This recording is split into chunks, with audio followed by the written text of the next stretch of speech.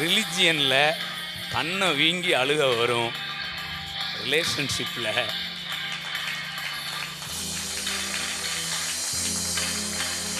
உள்ளம் பொங்கி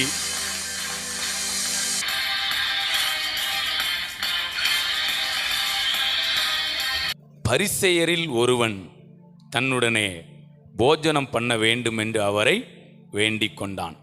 இப்போ ஒருத்தங்க கூட சாப்பிடணும்னு நினைக்கிறாங்க அப்படின்னா அவனுடைய அர்த்தம் என்ன? ஒரு அன்பு தானே, அவன் விரும்புகிறான்.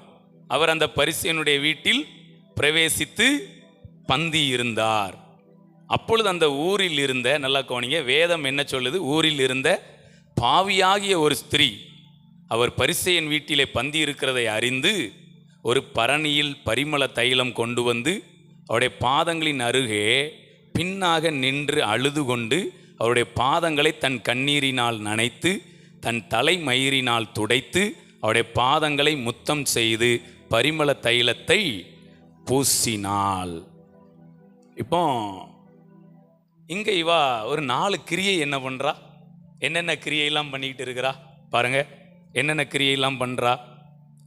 1, அழுதுகிட்டு இருக்கிறா.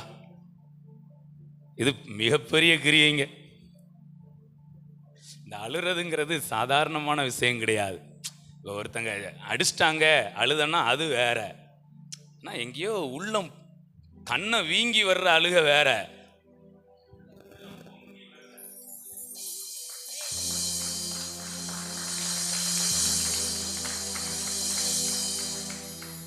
ரிலிஜியன்ல கண்ணை வீங்கி அழுக வரும், ரிலேஷன்ஷிப்ல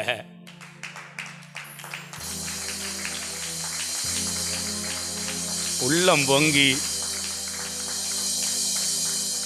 ரிலிஜியனுக்கும் ரிலேஷன்ஷிப்புக்கும் மிகப்பெரிய வித்தியாசம் இருக்கு. இன்னைக்கு நான் சொல்றேன், ரிலிஜியன் ஸ்பிரிட் உடையுதுன்னு சொல்றதை விட இங்க ரிலேஷன்ஷிப்புடைய ஸ்பிரிட் பெருகிட்டு இருக்குது.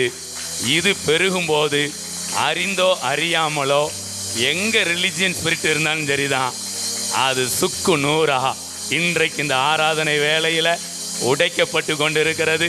எங்க தசமபாகத்தை விட கண்ணீர் மிகப்பெரிய விதையாய். இங்க இவா ஃபர்ஸ்ட் செஞ்சது என்ன தெரியுமா? வந்து ஆண்டவருக்கு பின்னாடி இன்னும் என்ன பண்றா?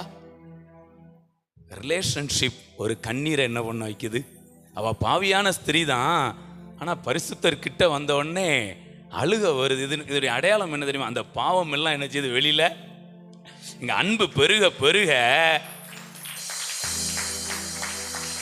இயேசு பாவிகளை தண்டிக்கிறவர்ல, அவர் பாவிகளுக்கு சிநேகிதன்.